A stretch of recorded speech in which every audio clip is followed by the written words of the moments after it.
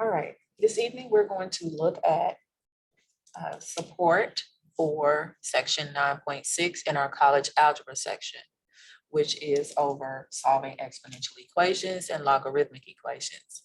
And so in preparation for 9.6, we are going to review how to solve rational equations and quadratic equations. So if you recall, a rational equation is an equation that has rational expressions within it. And in order to solve a rational equation, we need to multiply both sides of the equation by the LCD, which is our least common denominator. And then we're going to solve what remains, okay? So if we look at example A, we see we have x minus 6 over x plus 9 is equal to 2 over 7. So because we have one expression on each side, all we have to do is cross multiply. And so we're going to say 7 times x minus 6 is equal to 2 times x plus 9. And so when we do that, our fractions have disappeared, and then we would just solve it as we normally would. So we would get 7x minus 7 times 6 is 42. Is equal to, distribute all the way through, 2x plus 18. Okay. Then we need to get our variables on the same side because we're trying to solve for x. So we subtract 2x from both sides. 7x minus 2x is 5x. Minus 42 needs to come down, is equal to 2x minus 2x is 0, and we have 18.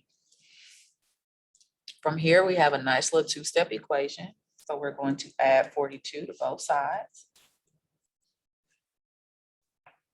And we get 5x is equal to 18 plus 42 is 60. And then we just divide both sides by 5. So our answer is x is equal to 12. What you always want to do, and I know sometimes you all like to skip this, but just to make sure that you have your correct answer and that there aren't any extraneous answers. That means answers that should be thrown out. We always want to go back and check it. So to check it, we just plug our answer back in to our equation and see if we get the same thing on both sides. So our equation is x minus 6 over x plus 9 equal 2 over 7. So this is going to become 12 minus 6 over 12 plus 9 equals 2/7. 12 minus 6 is 6 over 12 plus 9 is, oh, I'm sorry. Oh, 12 minus 6 is 6. Good. Over 12 plus 9 is going to be 21. Remember, we still want this equal to 2/7. And then we simplify.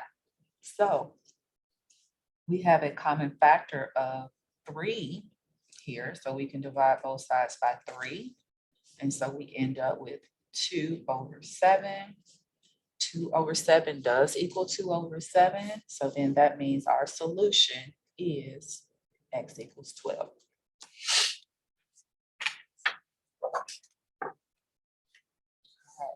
Example B.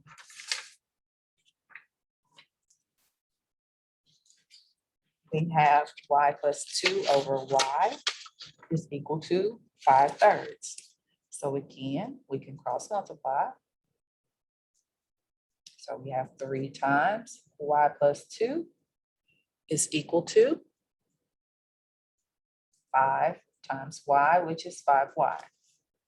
So the first thing that we want to do here is to distribute. And so we're going to have 3y plus 6 is equal to 5y. Now we want to get our variables on the same side. So since this 5y is already over here, I'm just going to move this one. So that's going to be minus 3y, minus 3y. And we get 6 is equal to 5 minus 3 is 2y. Now we simply need to divide both sides by 2. And we get y is equal to 3. Okay. So this is our possible solution, but let's not forget to check it. So we're going to plug it back in to our original equation. So y plus 2 over y is equal to 5/3. So plugging in, we get 3 plus 2 over 3. And this should equal 5/3. So 3 plus 2 is 5. 5 over 3 is 5/3. And yes, 5/3 equals 5/3. So our solution is y is equal to 3. All right, example 2 is solving a quadratic.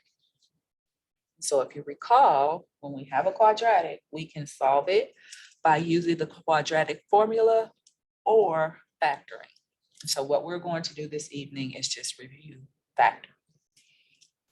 So to factor, we're going to make our t-chart. Remember on this side is a times c. So my a is 1, my c is 8. So 1 times 8 is 8. And then what goes over here is my b, which is 6. So I'm looking for two numbers that multiply together to get 8 and add together to get 6. And those two numbers are 2 times 4. 2 times 4 is 8, and then 2 plus 6 is 8. And so once we find our numbers, we make our two parentheses. The first term of each is going to be this leading coefficient, and it's going to be x. So it's going to be x and x. And we have that because x times x is x squared. And so then our two numbers that worked are plus 2 and plus 4. And remember, we always begin by looking for a GCF, and we always end by looking for a GCF. Our GCF here is 1. It's not going to change anything, but you want to get in the habit of doing that just in case there is a GCF other than 1. All right, so when we simplify this, we get x plus 2 times x plus 4. We take these both and set them equal. Oh, excuse me.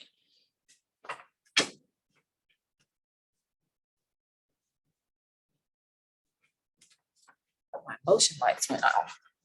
All right, so we take these both and set them equal to 0. So x plus 2 times x plus 4 equals 0. And now we set each one equal to 0 and solve. So x plus 2 is 0, x plus 4 is 0. We subtract 2 on this side, and so we get x equals -2, and subtract 4 on this side, and we get x equals -4. Okay, so our two solutions, and don't forget to check it, but I'm going to skip that this time. Our two solutions are -2 and -4. Okay. All right, our final example for the night is 10x squared minus 16x plus 6. So we're going to factor it again. And remember, we always begin by looking for a GCF. So I do have a GCF here of 2, and so I'm going to factor it out. So 2 goes into 10 5 times. So I have 5x squared minus 2 goes into 16 8 times. So that's going to be minus 8x, and 2 goes into 6 3 times. And so that is going to be plus 3. Make sure it is still set equal to 0. Now I have a quadratic in which I'm taking out the GCF and I want to try to factor this further. Okay, and remember, we're not dealing with this GCF that we've taken out. So A times C, so that's going to be 5 times 3 is 15. And then my B is -8. So I need two numbers that multiply together to get 15, add together to get -8. And so those two numbers are going to be -3 times -5. A negative times a negative is a positive. And then when I go over here and add these two numbers together, I do get -8. So now I write my parentheses, and remember, my leading coefficient is what goes in both places. And that leading coefficient is 5x. I don't want to bring the square because x times x is x squared, okay? My two numbers that worked are -3 and -5. And then remember, we always begin by looking for a GCF, and then we end by looking for a GCF. So my GCF here is 1. My GCF here is 5. So when I divide by 1, nothing changes. But when I divide by 5, I end up with x minus 1.